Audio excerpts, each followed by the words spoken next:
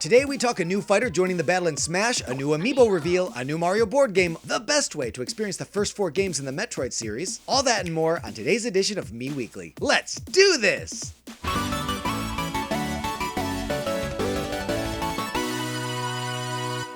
Hey everybody, welcome to another edition of Mii Weekly, this time for July 2nd, 2021. I'm Hero TJ, coming to you straight from Taipei, Taiwan. I began Mii Weekly back in January, and I promised myself I'd commit to weekly episodes for the entirety of 2021, and I haven't missed a week yet. This marks the halfway point. I'm proud of the work I've done so far, and I'm really grateful for the community that we're building here, but I'd really like to grow it. I want to get more eyes on this content. I'm doing everything I know how to do over on this side, so if you've been following the show, if you appreciate this content, I'd be tremendously appreciative if you wouldn't mind giving it a like and maybe spread the good word. Much obliged. We've got a packed show for you today, so let's get right to it. The top headline for the week: Kazuya Mishima joins the battle in Super Smash Bros. Ultimate as part of Challenger Pack 10. Kazuya was revealed to be the next fighter in Nintendo's E3 presentation, but this past week, Mr. Sakurai disseminated all the glorious details in another edition of Mr. Sakurai Presents, including a deep explication of every single one of Kazuya's moves. There's no denying that a lot of love went into this. As I mentioned previously, I did predict that a Tekken representative would be included as part of one of the Challenger Packs, only I expected it would be Heihachi Mishima, Kazuya's father, and as part of Mr. Sakurai's presentation, he revealed that Kazuya was chosen because of his devil gene, which gave him a unique angle that he was able to distinguish Kazuya from some of the more run-of-the-mill fighting characters. And the devil aspect of Kazuya's fighting style plays a pretty significant role. It took Mr. Sakurai somewhere between 25 and 28 minutes to detail every one of Kazuya's moves, including more basic attacks than any other character in the game, far more than a filthy casual like myself could ever hope to remember. Kazuya also boasts a pretty impressive ability to string a whole bunch of crazy combos together, and they're pretty easy to perform, like just pressing A repeatedly or even as simple as just holding A. So even though he can be wildly complicated, Mr. Sakurai added that super secret special Smash sauce where he finds a way to simplify it enough to make it accessible to just about anybody. I did get a chance to play through Kazuya's classic mode myself, and he feels incredibly powerful. I'm sure I didn't even come close to scratching the surface of what he's capable of, but he's a fun enough character to pick up and play. Just like with every other Challenger Pack, a stage is included. Kazuya comes with the Mishima Dojo, which is actually his dad's dojo, Heihachi, who makes a special appearance in the background. I gotta say, I like this stage a lot. It's super satisfying to bash people through the walls, and there's something about Heihachi's judgmental glare that just seems to elevate the tension for me.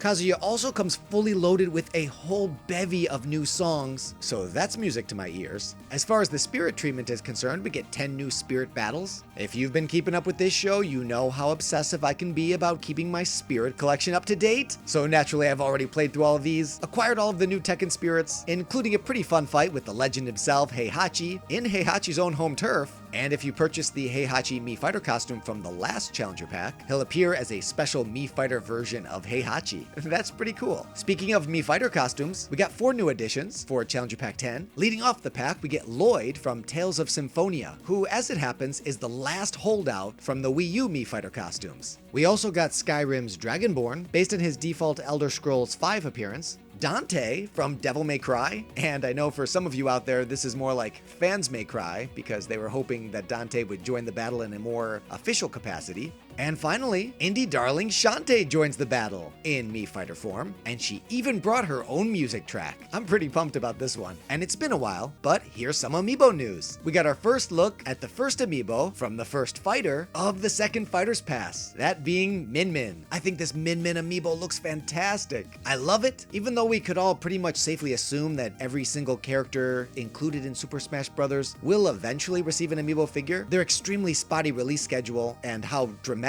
delayed they are from the release of the actual fighter in the game, it does lead people to doubt, but at least now we have some official confirmation that characters from the second Fighter's Pass will be getting the amiibo treatment, although at this rate, by the time we get around to Kazuya and whoever winds up being the Challenger Pack 11 character, it'll probably be well into 2023. But better late than never, right? As the presentation wraps up, Mr. Sakurai describes Smash as his life's work, but finally, the next DLC fighter will be the last one. There won't be any more after that. If we take the man at his word, this next fighter very well could be the last one, but he also said when Super Smash Bros. Ultimate was first revealed that there wouldn't be that many new characters, and look at how far we've come since then. So while I'm perfectly willing to accept that the next fighter could be the last one, I'm also not completely convinced that Mr. Sakurai or Nintendo might still have a few surprises up their sleeve. As often happens when new characters are added to Super Smash Bros., spirits that were previously relegated to special events become available on the spirit board or in the vault shop, and such is the case with the Sophia spirit that was previously only available if you had saved data on your Nintendo Switch system from Persona 5 Strikers, which I did not, so I had this glaring hole in my soul for the longest time, and now, once again, my spirit collection is complete. Before we wrap up all this spirit talk, if you've played Monster Hunter Stories 2 Wings of Ruin on your Nintendo Switch console, you'll receive the Raise Wing Ratha Spirit as a present. Monster Hunter Stories 2 doesn't release until July 9th, but there is a free demo currently available on the Nintendo eShop. I did download the demo and create a save file on my Nintendo Switch just to check and see if it would give me the Raise Wing Ratha Spirit, and I can confirm that it does not. However, that may change after the game is officially released. There was a previous situation with the Tockles Spirit, where if you had save data from Dragon Quest XI Echoes of an Elusive Age Definitive Edition. I never actually purchased that game, but I did download the demo, and that was good enough to get me the Tockle Spirit, so I'll let you know how this goes after Monster Hunter Stories officially releases. But even if it doesn't work, don't worry, just like my dear Sophia, they're also planning on making this spirit available at a later date. Mario has been collecting extra lives since his NES days. He appears to be continuing that trend. In physical form, the Game of Life, Super Mario Edition, is scheduled to release on August 1st. It'll feature painted miniatures of Mario, Luigi, Peach, and Yoshi, as well as a new game board featuring several themed areas. Unlike the base version of the game, the Mario version will allow players to move anywhere they want on the board. Along the way, instead of having children or getting a job, players will be picking up power-ups, allies like Waluigi and Rosalina, and take part in minigames like Thumb Wars and Rock Paper Scissors. The ultimate goal is to beat Bowser. So if you're the type that enjoys your video games and your board games, here's another chance for you to play a video game board game. This story comes courtesy of Brian Finch, one of the many talented writers over at NintendoWire.com. As you might have heard, Nintendo announced a little game called Metroid Dread. It's the 5th installment in the side-scrolling Metroid series that began 35 years ago with the original Metroid for the NES. And to the surprise of many, it's been extremely well received. Pre-orders are selling out, you can't find the amiibo anywhere, and it looks like our dear Samus may be experiencing a bit of a renaissance. This comes as welcome news to any longtime Metroid fans, and to keep stoking the fire, Nintendo's official Metroid website now includes a feature called the Metroid Dread Report. The series will introduce the newest information on the Metroid Dread game and the world of the Metroid series, along with behind-the-scenes glimpses from the game's development team. Presently, they've already released 2 volumes. I'll leave a link in the description below, so you can check it out for yourself. Volume 1 includes a series of transmissions from the dev team, offering some interesting insights. There's also a pretty cool entry from Samus herself, which provides a lead-up to her latest mission. The X is a terrifyingly lethal parasite that takes over organic creatures, mimicking them afterward based on their genetic information. It once infected me too, but my life was saved thanks to a vaccine created from the X's natural enemy, Metroids. Not only that, it made me into the only being capable of fighting this creature that threatens the galaxy. After a deadly battle with the SAX, a copy of me at my full capabilities, I finally succeeded in wiping out the X, along with the planet SR388. However, one day, the Galactic Federation received video footage from an unknown source indicating that the X still lived. The Federation dispatched a special unit consisting of 7 Mii robots to the remote planet ZDR, believed to be the source of the transmission. Soon after arriving on ZDR, the whole unit mysteriously vanished. Does the X truly still exist? And just what is happening on ZDR? It's up to me, the only one immune to the X parasite, to go find out. For myself, I can say I'm getting really swept up in all this Metroid excitement. Samus is by far my favorite Nintendo character from a series of games that I'm horrible at and have never completed. I've played most of them, but unlike Mario and The Legend of Zelda that I have an endless appetite for, Samus is a really exciting character in games that I just don't know how to have fun with. But I will admit, Metroid Dread is definitely rekindling my excitement for the series. Who knows, maybe this will finally be the game that grabs me.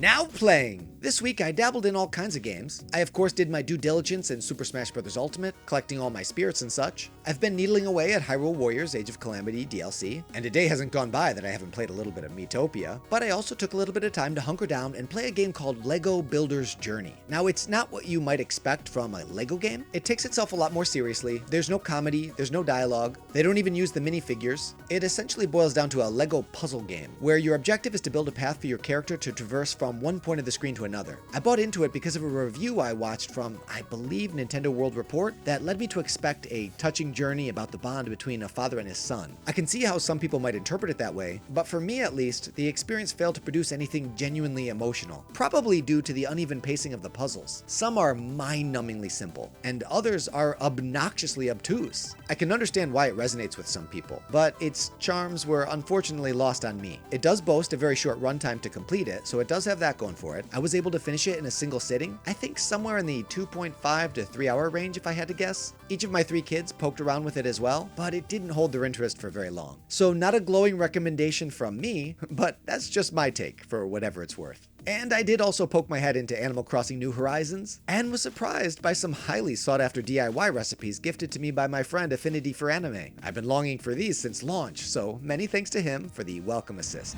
This episode's Spirit of the Week comes from Paigelynn Wiseley. We're looking at number 1091, Mii Sword Fighter. In honor of Fighter Pack 10's 3 new Mii Sword Fighter skins. Mii's formally debuted on the Mii channel for the Nintendo Wii, but Mii Fighters, as we know them in the Smash series, were first introduced in Super Smash Bros. For Wii U and 3DS. In addition to representing players as their personal digital avatar, Mii characters also star in titles such as Wii Sports, the Street Pass 3DS Mii Plaza games, Tomodachi Life, and Miitopia. In Super Smash Bros. Ultimate, the Mii Sword Fighter is one of 3 fighter types alongside Brawler and Gunner, and represents a broad archetypal depiction of various sword-wielding characters with the ability to customize their special moveset from an array of options, as well as cosmetically alter their appearance. Any Mii can be added to Super Smash Bros. And registered as a sword fighter, and they can be decked out with headgear and/or outfits to achieve the desired look. Many popular gaming icons have Mii Fighter outfits, including characters currently available as playable characters, so your Mii character is perfectly capable of twinning with Link or Chrom, or you can appear in the likeness of characters who have yet to receive the highly coveted Smash invitation, such as Travis Touchdown from No More Heroes, Altair from Assassin's Creed, Zero from Mega Man, Goemon from The Legend of the Mystical Ninja, Erdrick from Dragon Quest, Takamaru from the mysterious Murasame Castle, Isaac from Golden Sun, Rex from Xenoblade Chronicles 2, Ashley from WarioWare. You can even dress as your favorite resident video game personality, Hero TJ from Smash Supremacy Custom Conquest and Mii v Me.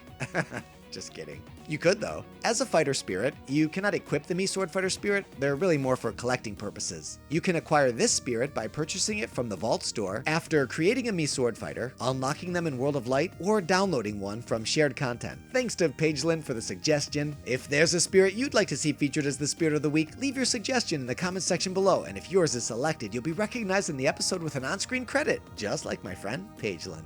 Now it's time to sound off. With all the recent excitement surrounding the Metroid series, I know I'm not alone in saying that it's really kind of sparked my interest in going back and playing some of the previous entries in the series. So my question for you is, what is the best way to experience Metroid 1 through 4? There's really no obvious answer to this question, since several installments in the series have had meaningful remakes, with upgraded quality of life features. And then do you play the games chronologically, according to their release, so that the quality of your gaming experience can evolve? Or do you play them chronologically according to how they appear in the story? And then for several of them, you have more than one option as to where you can play them. So I'm gonna outline for you one possibility, which may or may not be viable for you depending on whether or not you have access to a Wii U presently. But as always, if you have an opinion on this topic, I'm really curious to get your thoughts in the comment section below. Now remember, I've played all of these games and I've completed none of them. My Metroid history dates back to 1986 when I played the first Metroid on the NES system. And in my opinion, this game is nigh unplayable. I've probably played it for a total of 5 to 10 hours, and I spent the entire time just running around lost, looking at screens that all look exactly the same, never knowing what I was supposed to do, and I would describe the entire experience as miserable. As much as I wanted to like the game because of how interesting I found Samus, that just was not enough to push me through. Fortunately, this game was remade for the Game Boy Advance in 2004, redubbed Metroid Zero Mission. Regrettably, the only way you can play these, I believe, is if you have a Game Boy Advance cartridge, or if you have a Wii U available, you can download it from the Wii U Virtual Console. Regrettably, this does not help me, since my Wii U is currently located in the United States of America, and I am presently on the other side of the world in Taipei, Taiwan, and there's currently no way to be able to play this game on a Nintendo Switch or a Nintendo 3DS. The follow-up to the first Metroid came out in 1991, called Metroid 2: The Return of Samus, for the original Game Boy, and I would categorically consider this game to be just as unplayable as the first Metroid. Fortunately, it did get a pretty stellar stellar remake in 2017 called Metroid: Samus Returns, currently available on your Nintendo 3DS. Now, while I would love to be able to play this game on my Nintendo Switch, 3DS is still a reasonably viable option. Metroid 3, titled Super Metroid, released in 1994 for the Super Nintendo, and while it's very fondly remembered by many, the game has surprisingly never been remade. Fortunately though, there are all kinds of ways you can play it. Perhaps most conveniently, it's available on the Nintendo Switch Online, if you have access to that service. It's also available on the Wii U Virtual Console, and the 3DS Virtual Console, and the Super NES Classic, so chances are you probably have some way to be able to play that game. And finally, Metroid 4, titled Metroid Fusion, released in 2002 for the Game Boy Advance. If you were an early adopter of the Nintendo 3DS, you may have received an Ambassador Edition of this game, but it's never been available for purchase. So currently, the only two ways that I know of to be able to play this game are the original Game Boy Advance cartridge or the Wii U Virtual Console.